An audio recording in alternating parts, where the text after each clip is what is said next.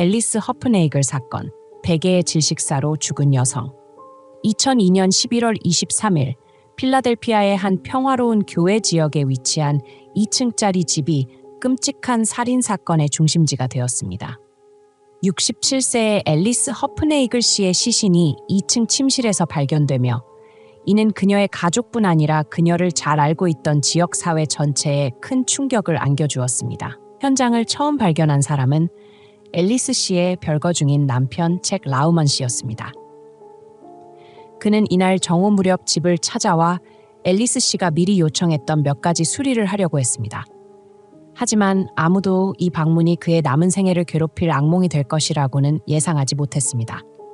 2층으로 올라간 잭 씨는 누구도 정신적으로 준비할 수 없는 끔찍한 광경과 마주했습니다. 앨리스 씨의 시신은 침실 바닥에 알몸으로 쓰러져 있었고 주변에는 혈흔이 여기저기 흩어져 있어 필사적인 몸싸움이 있었음을 보여주었습니다. 현장은 혼란 그 자체였습니다. 침대는 비뚤어져 있었고 침대 시트는 바닥에 떨어져 있었으며 마른 핏자국이 침대에서 그녀가 쓰러진 자리까지 이어져 있었습니다. 탁자 위에 스탠드는 뒤집혀 있었고 전등갓은 산산조각나 카펫 위에 흩어져 있었습니다. 시신 근처에는 베개 하나가 발견되었는데 표면에 흐릿한 혈흔이 남아 있었습니다. 이 베개가 피해자를 살해하는 데 사용된 도구라는 것이 이후 부검 결과로 확인되었습니다. 앨리스 씨의 시계, 보석, 지갑 등 개인 소지품은 그대로 남아 있었고 이는 강도 범행 가능성을 배제했습니다. 근처 욕실 창문이 깨져 있었고 유리 조각이 바닥과 세면대에 흩어져 있었습니다. 창틀에는 작은 혈흔이 묻어 있어 범인이 이곳을 통해 침입했을 가능성이 제기되었습니다. 그러나 경찰의 주목을 끈 것은 창틀 근처에 있던 유난히 큰 혈흔이었습니다. 이 혈흔은 피해자의 시신 위치와 맞지 않았고 창문을 부수거나 앨리스 씨와 몸싸움을 벌이는 중 범인이 스스로 다쳤을 가능성이 크다는 추정이 나왔습니다. 앨리스 씨의 시신에는 극심한 폭력의 흔적이 남아 있었습니다. 팔과 가슴 부위에 커다란 멍이 발견되었으며 이는 그녀가 공격을 당하며 강하게 저항했음을 보여줍니다. 얼굴과 목에 긁힌 자국은 그녀가 마지막 순간까지 필사적으로 공격자의 손에서 벗어나려 했음을 말해줍니다. 경찰의 초기 조사 보고서에 따르면 앨리스 씨는 살해당했을 뿐만 아니라 끔찍한 성폭행의 피해자이기도 했습니다. 그녀의 손톱 아래에서는 피부와 혈흔이 발견되었고 이는 피해자가 끝까지 싸웠음을 명확히 보여주는 증거였습니다. 이 샘플들은 즉시 DNA 분석을 위해 수거되었으며 범인의 신원을 밝혀낼 중요한 단서가 될 가능성이 큽니다. 그러나 현장에서 발견된 단서는 이것이 거의 전부였으며 나머지 대부분의 단서는 불명확하여 답을 주기보다는 더 많은 의문을 만들어냈습니다. 또한 피해자의 다리 근처에서는 몇 가닥의 머리카락이 발견되었습니다. 이 머리카락들은 앨리스 씨의 머리카락 색과 일치하지 않았으며 이는 즉시 경찰의 주목을 끌었습니다. 머리카락은 신중히 수집되어 실험실로 보내져 인종과 성별을 확인하기 위한 분석이 진행되었습니다. 한편 현장에 있던 법의학 전문가들은 방 안의 구석구석을 계속 조사하며 범인에 대한 단서를 찾기 위해 노력했습니다. 특히 주목할 점은 집안의 어떤 귀중품도 사라지지 않았다는 사실이었습니다. 지갑, 보석, 값비싼 물건들이 모두 제자리에 있었고 이는 경찰로 하여금 이 사건이 금전적 동기를 가진 강도 살인이 아니라는 결론을 내리게 했습니다. 대신 범인이 앨리스 씨를 특정한 목적으로 노렸을 가능성이 높다고 판단했습니다. 이 시점에서 가장 큰 의문은 다음과 같습니다. 대체 누가 나이 많은 온화한 성격과 단순한 삶으로 알려진 앨리스 씨를 해치려 했을까요? 살인 사건이 발생하기 며칠 전만 해도 앨리스 씨는 평소처럼 지역 슈퍼마켓에서 약품 판매 담당 직원으로 일하고 있었습니다. 그녀는 동료와 고객들 모두에게 존경받는 인물로 누구에게나 친절하고 성실하게 대했습니다. 하지만 수사가 진행되면서 겉보기엔 평화로워 보였던 그녀의 삶에도 예상치 못한 위험이 존재했음이 드러나게 됩니다. 경찰이 현장 조사를 진행하는 동안 앨리스 씨의 집은 신속히 봉쇄되었습니다. 법의학팀은 추가 증거를 찾기 위해 작업을 계속했고 수사관들은 이웃들의 진술을 모으며 사건의 전말을 파악하려 했습니다. 그러나 여전히 가장 큰 질문은 남아 있었습니다. 그 밤 앨리스 씨가 살해당했던 방 안에서 정말 무슨 일이 일어났던 걸까? 남겨진 증거들은 많아 보였지만 가장 중요한 퍼즐 조각인 범인의 신원은 여전히 미궁 속에 있었습니다. 부검 결과 피해자가 질식으로 사망했다는 사실이 확인되었고 침실 바닥에 있던 베개가 범행 도구라는 추측에 힘을 실어주었습니다. 앨리스 씨는 구조를 외칠 기회조차 없었으며 범인의 행위는 매우 잔인하고 신속했으며 계획적으로 보였습니다. 그러나 피해자의 몸에 난 상처들과 창문 근처에서 발견된 범인의 혈흔은 분명히 말해줍니다. 앨리스 씨는 최후의 순간까지 범인에게 큰 대가를 치르게 했습니다. 폭력의 흔적이 가득 현장을 마주하며 수사관들은 이 사건이 단순히 잔인한 것만이 아니라 많은 미스터리를 품고 있음을 깨달았습니다. 시간이 촉박했기에 수사관들은 작은 디테일 하나하나까지 최대한 활용해 범인을 추적해야 했습니다. 앨리스 허프네이글 67세. 그녀는 겉보기에는 평온하고 특별할 것 없는 삶을 살아온 여성으로 보였습니다. 그녀는 필라델피아의 지역 슈퍼마켓에서 약품 판매를 담당하며 일했고 동료와 고객들에게 성실하고 친절한 사람으로 기억되었습니다. 항상 잔잔한 미소를 띤 그녀는 주위 사람들에게 귀를 기울이고 도움을 주며 차분하고 온화한 태도로 존경을 받았습니다. 앨리스는 1970년대 초반 잭 라우먼과 결혼했습니다. 그들의 결혼 생활은 초기에는 평화롭고 행복했습니다. 두 사람은 6명의 자녀를 두었고 앨리스 씨는 그녀의 가정을 소중히 여겼습니다. 가족을 중시하는 여성으로서 앨리스 씨는 자녀들을 돌보는 것뿐만 아니라 남편 잭의 사업을 돕는 데도 힘을 보탰습니다. 하지만 수십 년 동안 이어져 온 이 관계는 잭이 앨리스 씨의 신뢰와 사랑을 저버리고 외도를 시작하면서 점점 금이 가기 시작했습니다. 이 배신은 앨리스 씨가 평생을 바쳐 쌓아 올린 삶의 기반을 흔들어 놓았습니다. 1990년대 말 그들의 결혼 생활은 되돌릴 수 없을 정도로 악화되었습니다. 끝없는 다툼, 서로에게 상처를 주는 말들, 그리고 결국 멀어짐으로 이어졌습니다.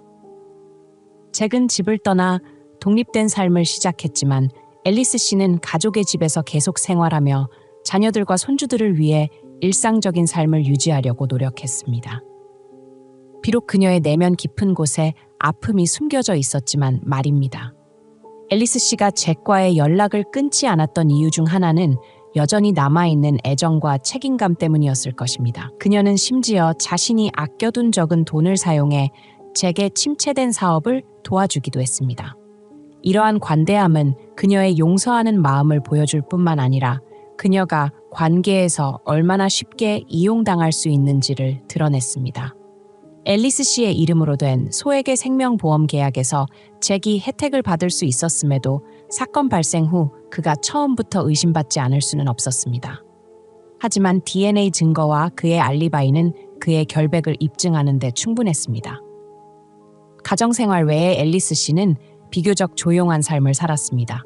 그녀는 폭넓은 사회적 관계를 맺지는 않았지만 주변 사람들에게 항상 친절하게 대했습니다.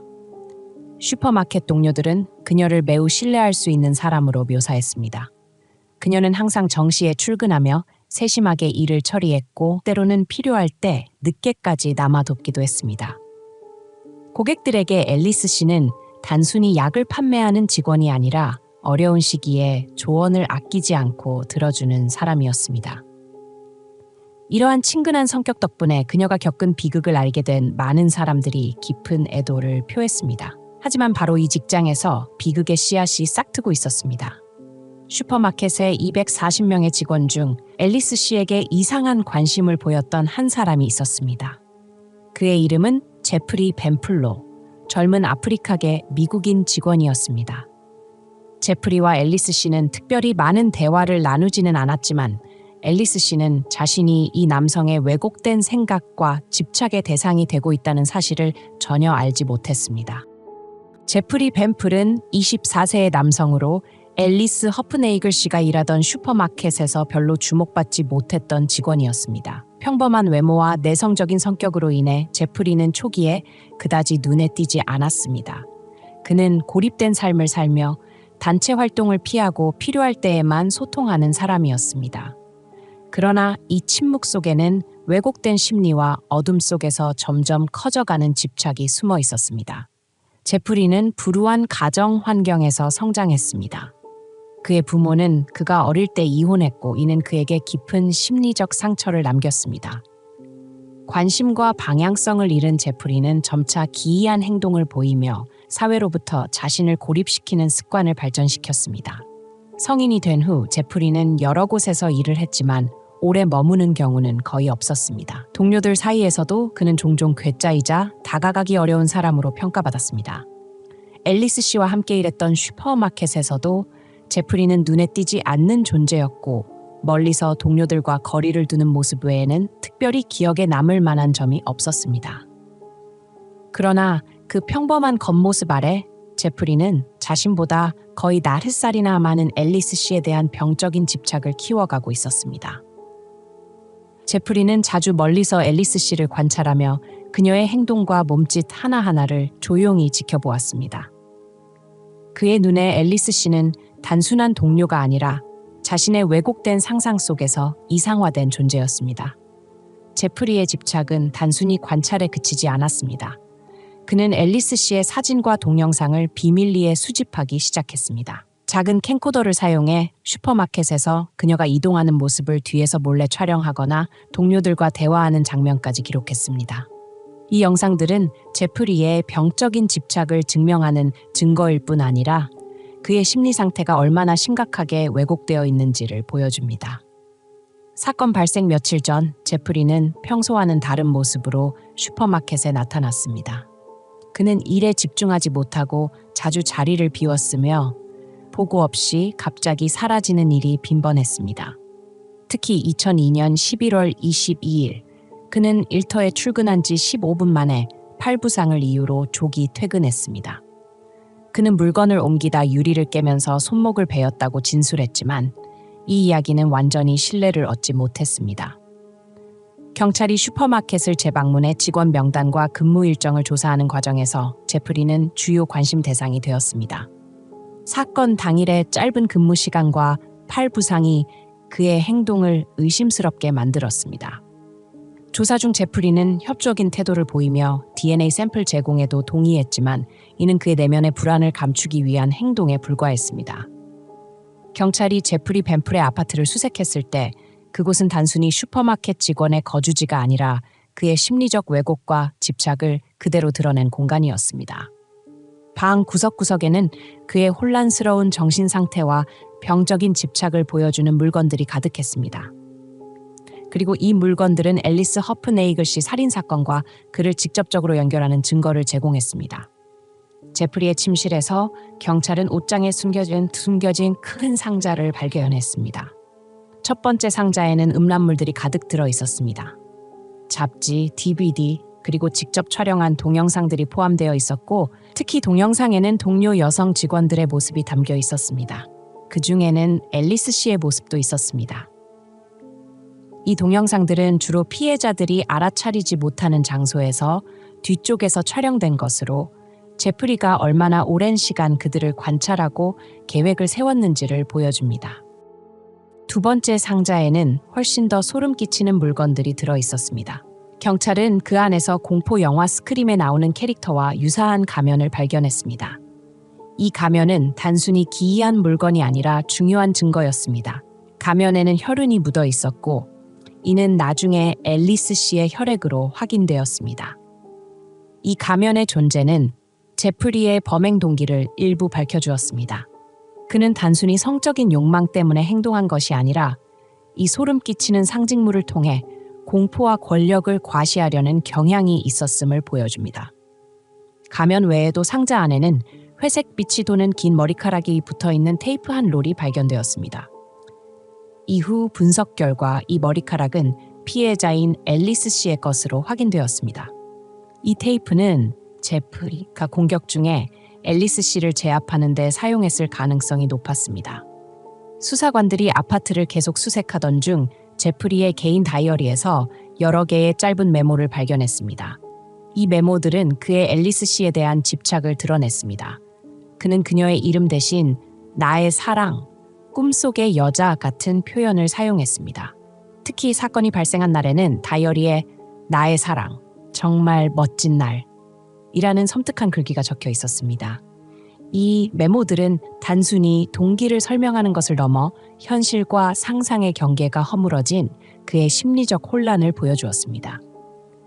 또 다른 주목할 만한 증거는 방 구석에 숨겨져 있던 핸드헬드 캠코더였습니다. 이를 조사한 경찰은 슈퍼마켓에서 앨리스 씨가 일상적으로 하는 행동들을 촬영한 여러 영상을 발견했습니다. 제프리는 단순히 몰래 촬영한 것에 그치지 않고 이 영상들을 편집하고 정리하여 보관하고 있었습니다. 그의 이러한 집착적 기록 행위는 그가 오랜 시간 동안 앨리스 씨를 따라다니며 관찰했음을 보여주며 그의 집착이 시간이 지날수록 더 깊어졌음을 나타냅니다. 이로 인해 이번 공격이 단순히 즉흥적인 행위가 아니라 오랜 기간 이어진 병적인 행동의 절정임이 분명해졌습니다. 거실에서는 깨진 유리가 있는 작은 나무장도 발견되었습니다. 제프리는 경찰에게 물건을 옮기다가 유리를 깨는 바람에 팔을 다쳤다고 진술했습니다. 하지만 수사관들이 유리의 파손 상태와 남아있는 파편을 면밀히 조사한 결과 그의 진술과 일치하지 않는 점이 발견되었습니다. 이는 제프리가 앨리스 씨와의 몸싸움에서 생긴 부상을 은폐하기 위해 현장을 조작하려 했을 가능성을 제기했습니다. 수색이 더 진행되면서 경찰은 침대 밑에 숨겨져 있던 천 가방을 발견했습니다.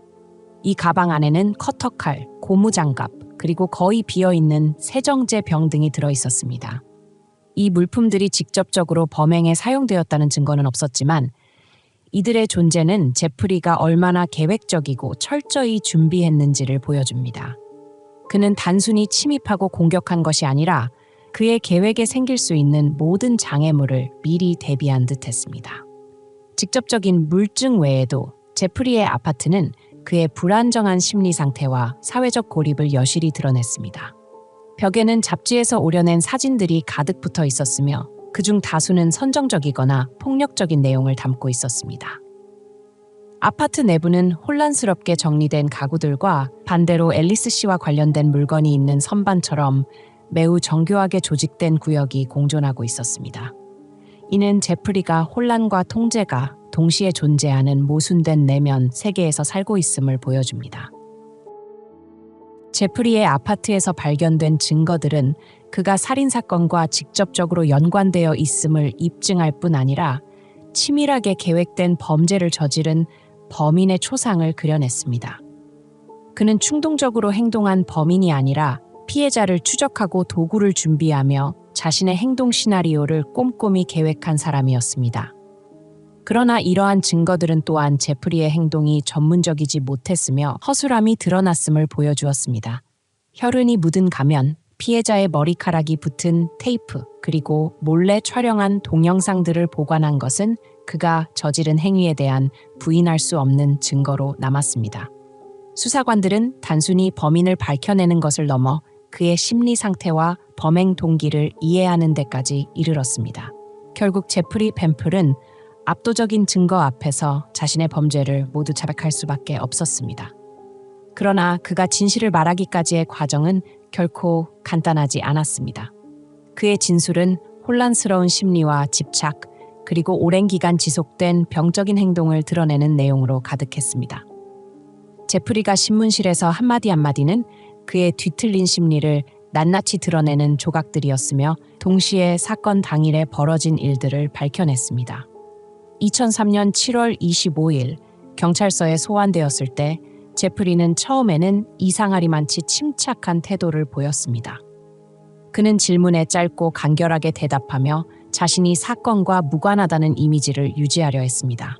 그러나 수사관들이 그의 오른팔 상처에 대해 언급했을 때 그의 자신감은 점차 무너지기 시작했습니다.